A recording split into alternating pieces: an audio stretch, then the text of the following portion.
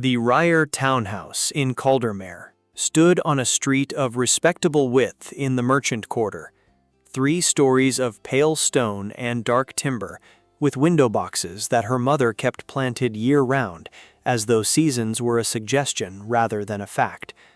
Liz had always found this charming as a child.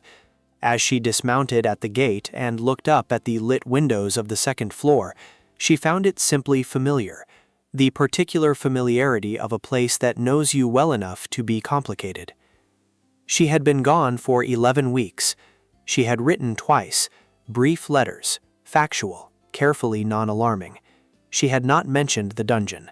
She had not mentioned the assassin's marks she'd noticed at the edge of the sunken ward on their second day inside, which she had also not mentioned to the rest of the group because she had not been certain enough to act on it and had not wanted to destabilize them over something that might have been old damage.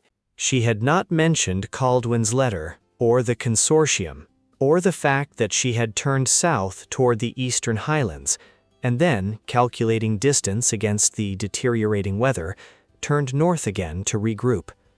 She had mentioned that the journey had been productive and that she was well. Her mother was at the door before Liz had finished tying her horse. Marin Reiher was a tall woman who had passed her height and her cheekbones to her daughter, and very little else. She was composed where Liz was contained, expressive where Liz was precise, and she moved through social situations with the easy authority of someone who had always understood that managing appearances was simply a form of competence. She was not, however, composed at this particular moment. She stood in the doorway in her evening dress, with an expression that had clearly been waiting in the hallway for some time, and had not improved with the wait. 11 weeks, Marin said. Liz came up the front steps. The roads were slow. There was weather in the passes. There is always weather in the passes in autumn, which is why people who are not planning to be gone for 11 weeks do not leave in late autumn without adequate explanation. Marin stepped aside to let her in, which was not the same as welcoming her. You wrote twice, Liz, in 11 weeks. Your grandmother writes more frequently than that, and she is dying. The word landed in the front hall and did not move. Liz set her pack down beside the coat rack. The golden staff was wrapped in oilcloth and slung across her back, and she was conscious of its weight in a way she hadn't been on the road.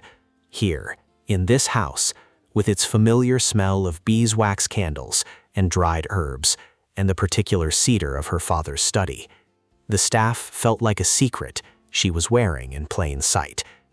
"I know," she said. "I'm sorry." It was the truth, and Marin heard it as truth, because whatever else she was not a woman who missed the genuine article when it was in front of her. Some of the edge went out of her posture. "She wrote to me, you know, your grandmother. She said you'd found it." "Yes." Marin looked at the wrapped length of oilcloth across her daughter's back, and her expression did something complicated and quiet. "Well," she said after a moment, "your father wants to speak with you. He's in the study." The study smelled of pipe smoke that her father no longer smoked, a ghost of an old habit that had saturated the bookshelves and the curtains so thoroughly that it remained years after he'd stopped. Aldous Reiher was a compact, methodical man who had managed the family's legal interests for 3 decades and approached most of life's difficulties with the careful patience of a man who understood that documents outlasted arguments. He was sitting at his desk when Liz came in, and he looked up with the expression of someone who had been thinking about this conversation for some time and had organized his thoughts. "Sit down," he said, not unkindly. She sat. The staff she propped against the chair arm, still wrapped, and watched her father's eyes track to it and then back to her face with careful neutrality.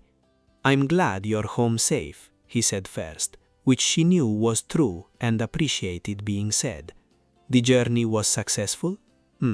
He folded his hands on the desk. "I need to inform you of something. And I want to be clear that the decision has been made at the level of both households and is not mine alone. The Sandalwood family approached us 6 weeks ago. Aldrich Sandalwood, the eldest son, he manages the eastern trade routes, has expressed a formal interest. We have agreed in principle. Liz looked at her father. He met her gaze steadily, which she respected, because he was clearly aware that this was not a conversation with a comfortable outcome, and he was not flinching from it. "You agreed," she said, "while I was away." "The timing was, while I was away," she repeated, not loudly, "and you're informing me now." Aldous set his pen down.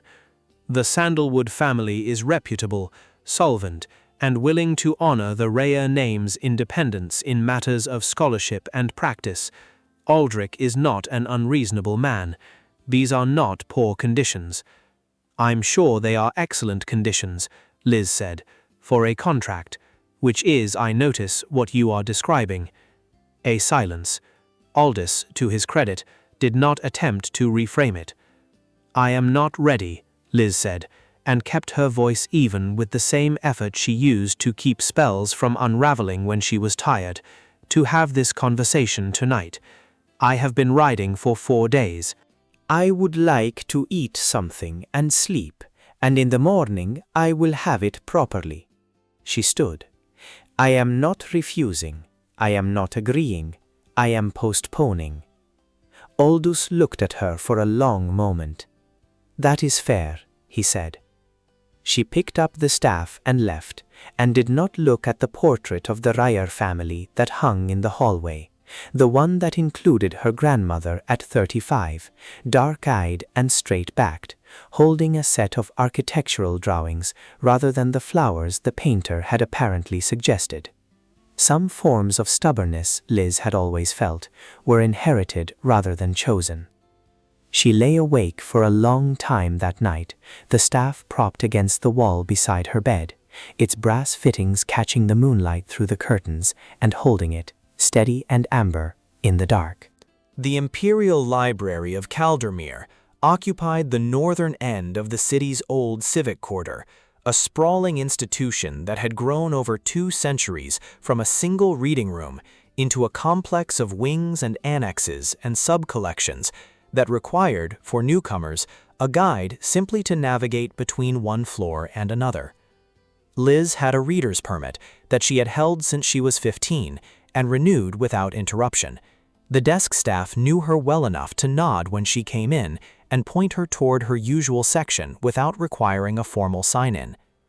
Her usual section was Arcane History, 3rd floor, East Wing, where the climate was kept slightly cooler than the rest of the building for the sake of the older manuscripts, and where the afternoon light came in at an angle through tall north-facing windows.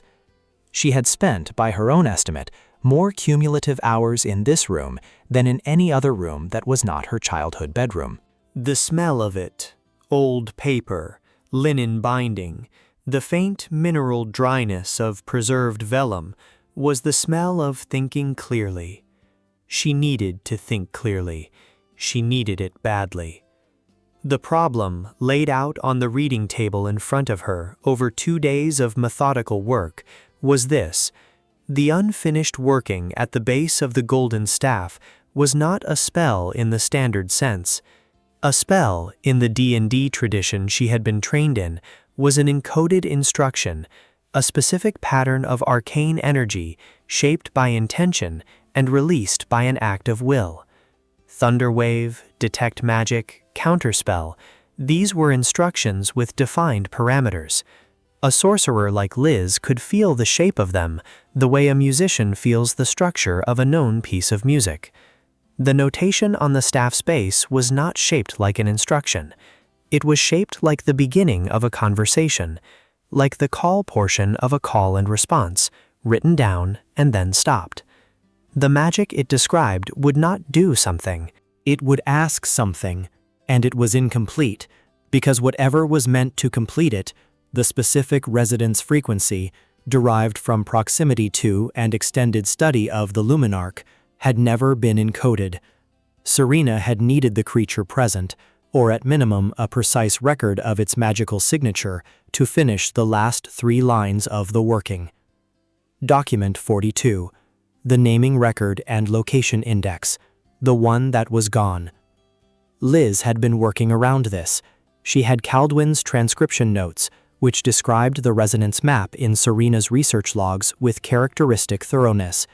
She had her own sensitivity as a sorcerer, the way she could feel the texture of an enchantment, the way a hand feels the grain of wood. And she had something else that she had not told Caldwin about yet, because she had not entirely decided what to make of it. Since she had first held the staff in the deep chamber of the sunken ward, she had been hearing, not quite a sound, but something in the register where sound and sensation overlapped, a low and periodic resonance. Like a bell struck once in a very large room, the note sustained far beyond what the material should allow. She was fairly certain it was the staff itself. She was less certain what it was doing. On the 3rd day of library research, she found the first piece she'd been missing. It was in a secondary collection of arcane theory texts from the pre-collapse period, not from Aldenmoor specifically, but from the scholarly tradition that Aldenmoor had been part of, a broader Dervan language academic community that had existed across the Central Kingdoms in the centuries before the collapse reshaped borders and institutional memory alike. The text was a treatise on sympathetic resonance by a theorist named Merrick Dassow, and it was the kind of text that repaid careful reading rather than fast reading, dense with notation and assumption, written for an audience that shared a great deal of context. Liz read it slowly. She took notes in the margin of her own journal. She ate the sandwich she had brought from home without looking at it and without tasting it. On page 47, Dassow described a technique he called harmonic inscription, a method for encoding the magical signature of a living arcane source into written notation without requiring the source to be physically present, using a series of proxy measurements taken across time and averaged. The method was technically demanding and required a minimum of 12 months of observation data. Serena Reiher had 15 months. Liz's pen stopped moving. If Serena had used Dassow's method, and the structure of the research logs, as Caldwin had described them, suggested strongly that she had, then the complete magical signature of the Luminarch was already encoded somewhere in the existing documents, not in the missing document 42, which was a location record, somewhere in the observation logs themselves, distributed across the field notes in pieces that needed to be assembled. The naming document wasn't the key, it was a summary. The key was already in Caldwin's transcriptions. She was reaching for her journal to draft an urgent letter to Caldwin when the reading room door opened. Not with the quiet click of a scholarly arrival, with the careful, deliberate non-sound of people who had practiced moving without being heard. 3 of them.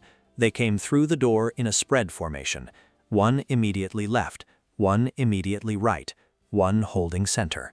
They were dressed in the nondescript traveling clothes of people who did not want to be remembered, hoods up, and the one on the left was carrying something that Liz recognized after a fractional second as a hand crossbow, already loaded.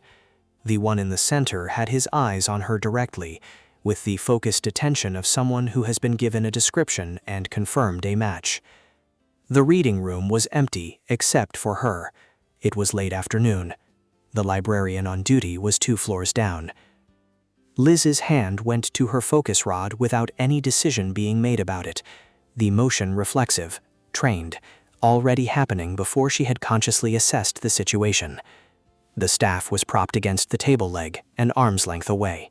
Her first thought, clear, cold, very fast, was, they came through the front door, which means they passed the desk, which means either they looked ordinary enough to pass unchallenged, or they did something to the librarian, and either way, getting out through that door is not the first option. Her second thought was cut short by the sound of breaking glass. The window behind the left-hand assassin, a tall, north-facing library window, the kind that does not open because it was built for light rather than ventilation, came apart inward in a controlled burst, as though something had struck it with precise force at a single point, and the rest had followed. The frame splintered. Glass scattered across the reading room floor with a sound that was somehow both violent and very clean. Through the gap came Lincoln Silvernay. He landed on the reading room floor in a controlled roll that brought him directly up between the left-hand man and the center, a longsword clearing its scabbard in the same motion with the particular unhurried efficiency of someone who had performed this exact sequence, entry, assess, draw, enough times that it had become geometry rather than action. He was tall, dark-haired, and wearing a riding coat that was now missing one sleeve, which suggested the window had not been entirely without cost. He did not announce himself. He did not say anything at all. He simply positioned himself between Liz and two of the three attackers, and the quality of his stance said clearly that the space he occupied was not negotiable. The right-hand man moved toward Liz along the bookshelves. She cast shield. The spell came up as a shimmering barrier of translucent force angled between herself and the incoming blade, and held the invisible wall of arcane energy that deflected the strike and sent the man's sword arm wide. Shield was a reaction spell, instantaneous, one of the first a sorcerer learned, precisely because it was the kind of thing that happened before thinking rather than after. She had cast it several hundred times in practice, and twice in genuine emergency. It felt different in genuine emergency, more present, more expensive, in the way that real things always cost more than rehearsal. She reached for the staff. The moment her hand closed around it, the low resonance she had been hearing for weeks, that sustained bell tone at the edge of sensation, changed. It sharpened. It became, briefly, something she could almost locate in space, as though the source of it had moved closer or had simply decided to be audible. She filed this away in the part of her mind that filed things for later, and used her other hand to cast Thunderwave. The spell released in a concussive burst centered on her position, a wall of force that pushed outward in all directions from her. It was not a subtle spell. It was the opposite of subtle, a 10-foot sphere of thunderous energy that hurled anything within range away from its caster, accompanied by a sound like the world briefly disagreeing with itself. Bookshelves shifted. Papers exploded into the air. The right-hand attacker was thrown back into a display case with enough force to be definitively finished as a threat. The center man stumbled. Lincoln Silvernay, who had apparently anticipated this, or had simply the reflexes to respond to it, dropped into a low stance at the edge of the spell's range, and when the center man stumbled toward him, he was already moving, the flat of his blade catching the man's sword arm in a disarming blow that had the character of a practiced technique rather than an improvised one. Clean, no more force than necessary. The man's weapon clattered to the floor. The left-hand man, the one with the crossbow, had retreated to the doorway during the chaos. He looked at the room, at his two companions, one thrown and one disarmed, at Lincoln, who had turned to face him with an expression of complete calm, at Liz, who was standing beside the reading table with a 5-foot staff glowing amber at both ends and a focus rod in her other hand. He left, quickly. Liz and Lincoln stood in the wreckage of the reading room for a moment. Overturned chairs, scattered papers, glass across the floor, a bookshelf at a permanent angle, one shattered display case. The continual flame lantern on the ceiling had not gone out, because they never did, and it illuminated the chaos with its usual serene indifference. Lincoln sheathed his sword. He was breathing evenly, which either meant he was not winded, or he was very good at not showing it. He looked at the staff in Liz's hand, at the amber glow that had not faded when the immediate danger passed, with the focused attention of someone who was not going to ask a question he wasn't ready to hear the answer to. Liz looked down at the staff. The glow was coming from the brass fittings at the base, specifically from the dense Dervan inscription that wound around the lower third, the one with the unfinished working. The light was not intense, but it was purposeful, the same quality it had shown in the vault when she had first touched it, but steadier, more certain of itself. And then she noticed the pages. The thunder wave had hurled the contents of her reading table across the room, sending her own notes and the library's texts in all directions. But the Dachau treatise, the one she had been reading, open to page 47, had fallen face down near the window gap, and on the floor beside it, blown from between the rear pages where it had apparently been tucked for an unknowable amount of time, was a single loose sheet of paper. Old paper, old enough that it was cream rather than white, with the particular softness of vellum that had been handled many times. The handwriting on it was small and dense and immediately recognizable. Liz crossed the room and picked it up without bothering to look around first, because if there were more assassins in the building, she would deal with that when it happened, and this was not a thing she was prepared to wait on. She read it, standing in the broken glass light of the ruined window. It was a single page of Serena Reier's field notes, a page that had been lost, genuinely lost, tucked into a book it did not belong to, carried here with the Dachau treatise when the library had acquired the collection, and never found because no one had known to look. The notation style was the same as the research logs.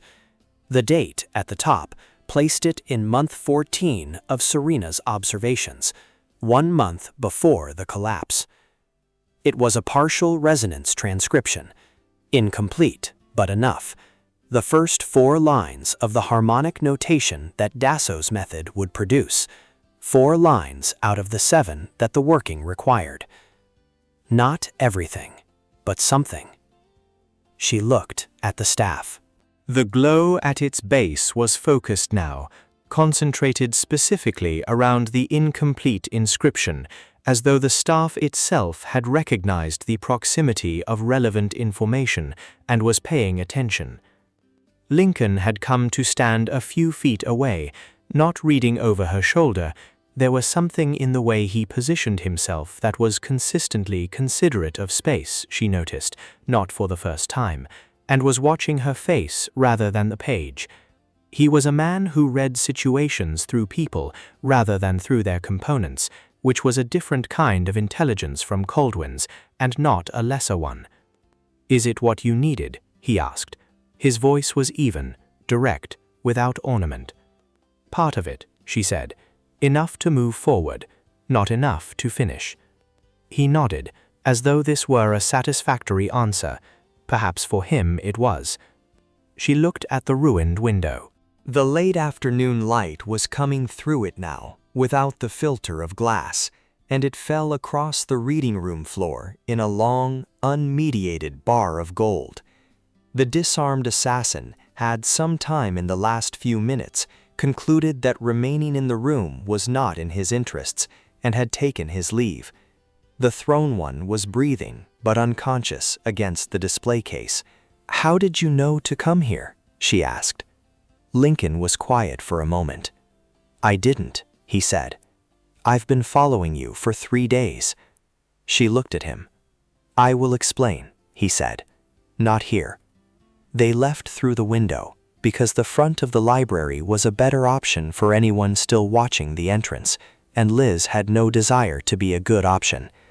Lincoln went first, landing in the narrow maintenance alley below without apparent difficulty. Liz descended with less elegance and considerably more irritation about the logistics, and then they moved quickly through the alley system that threaded behind the civic quarters buildings until they reached a street she recognized 3 blocks from home. They did not speak until they were inside, in the kitchen, where Marin Reiher took one look at her daughter's coat, the broken state of Lincoln Silbernus's sleeve, and the general atmosphere of two people who had recently been in a room where something had gone wrong, and without comment put a kettle on, and set out bread and cold meat, and made herself scarce in the way that a person who has raised a complicated child learns to do. Liz sat across from Lincoln at the kitchen table, and laid the staff and the recovered page both flat on the wood between them. The staff's glow had faded to its usual low ember warmth. The page lay still in the lamplight, its old ink patient and intact. She was assembling what she knew into what shape it made, and the shape was uncomfortable.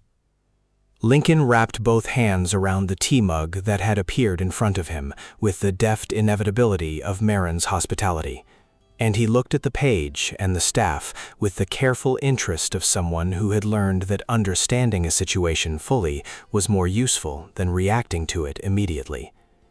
He was, she had always found, a man more interested in accuracy than in appearing decisive. 3 days, she said. I was in Oswick, he said. The market road, coming east. I recognized your horse at the way station the morning you rode south, and... He paused, which was notable because he was not generally a man given to pauses. I had heard, through contacts I trust, that there was interest in you, in your movements, from an institutional source that does not typically involve itself in personal surveillance. The Arcane Consortium. He looked at her steadily. You know them. I know of them. Caldwin encountered their representative at the Grand Repository. She turned her mug between her hands. They want the staff. Specifically, they want what's in it, or rather what the unfinished working might lead them to. The consortium has significant resources, Lincoln said, and a history of acquiring things through channels that are not always well lit. Yes, she looked at the page. Those men were professionals, not the sort that a private individual hires on short notice. That's organizational, which means someone authorized it, which means someone decided I was enough of a threat to their interests to warrant direct action, rather than simply continuing to watch. She was thinking out loud, which she did not often do, and was aware of doing it in a way that suggested she had made some subconscious decision about Lincoln Silbana's presence in her kitchen. She did not examine this too closely. What changed? He asked. What did you learn today that someone didn't want you to learn? She told him. She told him about Dassault's harmonic inscription method, about the resonance transcription distributed through the observation logs, about the consortium having document 42 without the context to understand that they didn't actually need it, that the real key was in the logs themselves. She told him about the page she had found and what the 4 lines it contained meant for the staff's completion. She did not tell him everything about Serena and the Luminarch, not yet, but she told him enough. He listened without interrupting. This was, she had always thought, one of his more underrated qualities. So they moved today, he said when she finished, because they've been watching your research and they recognized that you were close to something. Or because someone at the repository tipped them off about Caldwin's transcriptions and they realized the logs themselves were the key. She paused. Either way, they wanted to stop the research or acquire it along with me. I'm not certain which. Lincoln set his mug down. Can you complete the working from what you have now? Not yet.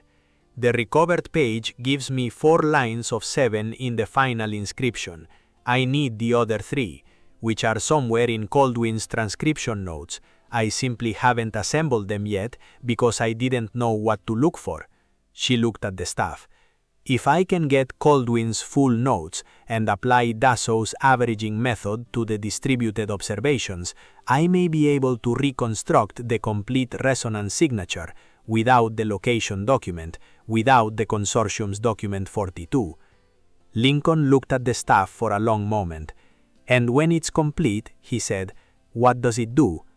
Liz was quiet for a moment. Outside, Caldermere was going about its evening.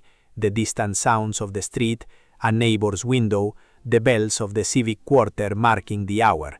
She thought of Serena sitting on a rock at the edge of a highland meadow, while something vast and impossible sat beside her in silence for 20 minutes. It sends a message, she said, to something that has been waiting for 300 years to receive it.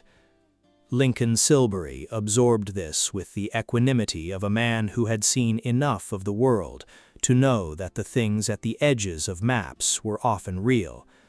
And the consortium wants to reach it first, he said, and use it in the way that organizations use things. Yes, then we have a timing problem. The word "we" settled into the kitchen quietly, without drama, the way things settle that have been finding their way toward where they belong.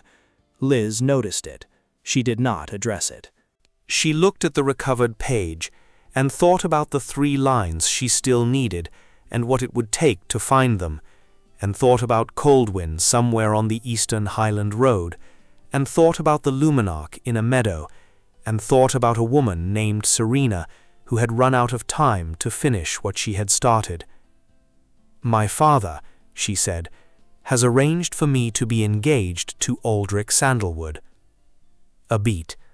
Lincoln's expression did not change in any large way, but something in the quality of his attention shifted, the particular stillness of a man who is listening carefully to what someone is not quite saying.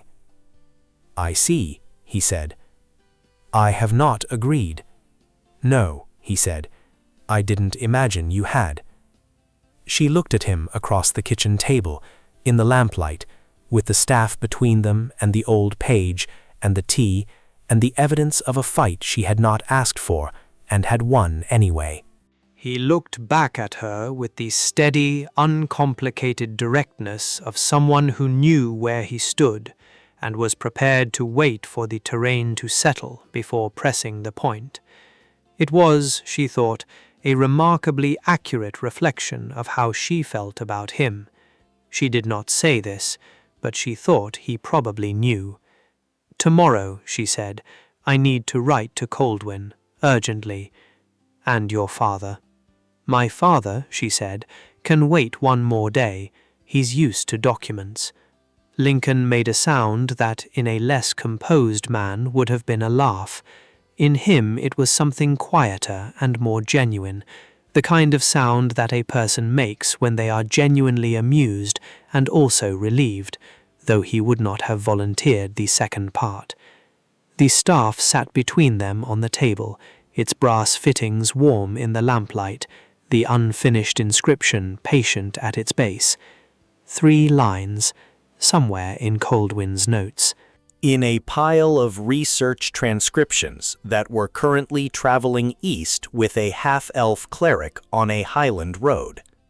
And someone, somewhere in the city tonight, was reporting to an organization that had resources and patience and no particular respect for the difference between study and possession, reporting that their 3 men had failed, and that the sorcerer with the copper hair had been harder to stop than anticipated. Liz Reiher did not sleep quickly that night either. But this time, when she looked at the staff in the darkness, the amber light at its base felt less like a question and more like an answer that had not yet found its last word. The letter Liz wrote to Caldwin before dawn the next morning was the longest she had ever written to anyone. She sat at the kitchen table in the dark, with a single candle and the recovered page laid flat beside her journal. And she wrote with the focused efficiency of someone who has a great deal to say and has decided that being organized about it is the least she can do. She explained Dassault's method. She explained what 4 lines of 7 meant. She explained that the remaining 3 lines were in the field observations, in the averaged resonance measurements from months 12 through 15, which Caldwin's transcriptions contained, and gave him the exact mathematical process Dassault described for extracting them. She sealed the letter with her personal cipher, a habit she had developed 11 months ago and not bothered to examine too carefully. She sent it with the first courier of the morning. She wrote a second letter as well, shorter, to a name she had found in the consortium's published institutional records, a junior research director, a name Caldwin had mentioned in his own letter as one of the more principled people in the organization. She wrote this letter carefully, with considerable attention to what she included and what she did not. She offered, in measured language, a frank discussion of mutual interests. She made no promises, she made no threats. She simply pointed out that the research Serena Reiher had been conducting was not, at its heart, research in the direction of power or extraction. It was research in the direction of communication, and that there was a significant difference between those two destinations. Whether the letter would do anything useful, she did not know. She sent it anyway, because not sending it left the field entirely to people who were comfortable acting unilaterally. In the Arcane Consortium's offices in Aldenmoor, Aldrich Vane received the report from Caldwin and read it 3 times. The operation had failed. The cleric's transcriptions were registered with the Temple of Ayun and therefore untouchable by conventional means. The sorcerer had demonstrated combat capability beyond what their initial assessment had suggested, and the asset she now carried, the Golden Staff itself, had displayed active magical response during the engagement, which was not consistent with an artifact in dormant storage. It was consistent with an artifact approaching activation. He authorized 3 things: suspension of direct action against the primary subject, increased intelligence gathering on the cleric's movements east, and a review of the consortium's documentation of the creature research with fresh eyes. He also read the second letter from the junior research director, forwarding Liz Reiher's communication with a note that simply said, "She's right about the difference." He put all 3 authorizations in his outbox. He sat for a while looking at document 42, the naming record and location index, secured in its protective case, the one document that should have told them where to find the Luminarch. He was aware, with the clarity that came to him sometimes at the end of difficult days, that he had been approaching this project as an acquisition, that this was the consortium's reflex, as institutional as the reading room and the research budget. He was less aware of what a different approach would look like. He thought about it for some time, without arriving at an answer, which was not a comfortable feeling for a man who had spent his career arriving at answers. He left document 42 in its case and went home.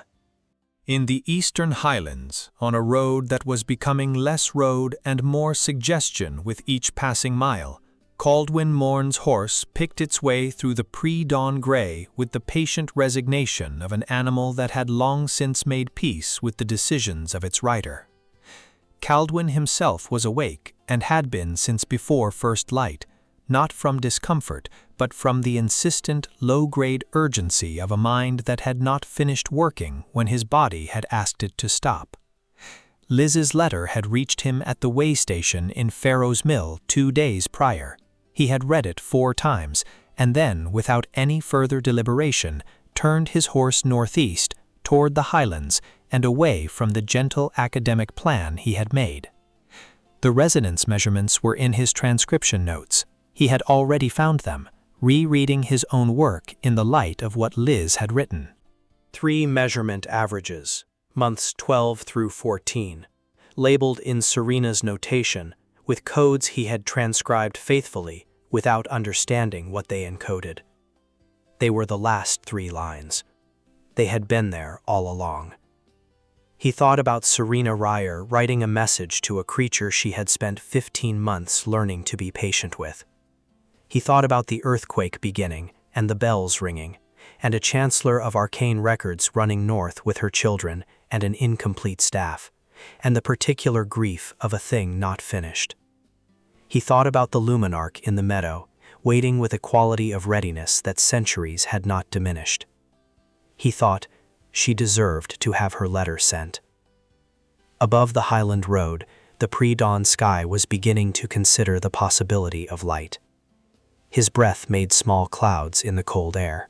The road ahead was not particularly well marked, and the terrain was not particularly forgiving, and he had, objectively, very little certainty about what he was riding toward. He opened his journal to the resonance measurements and read them through one more time, and thought about what a completed working in a 300-year-old staff might sound like when it finally spoke. He kept writing.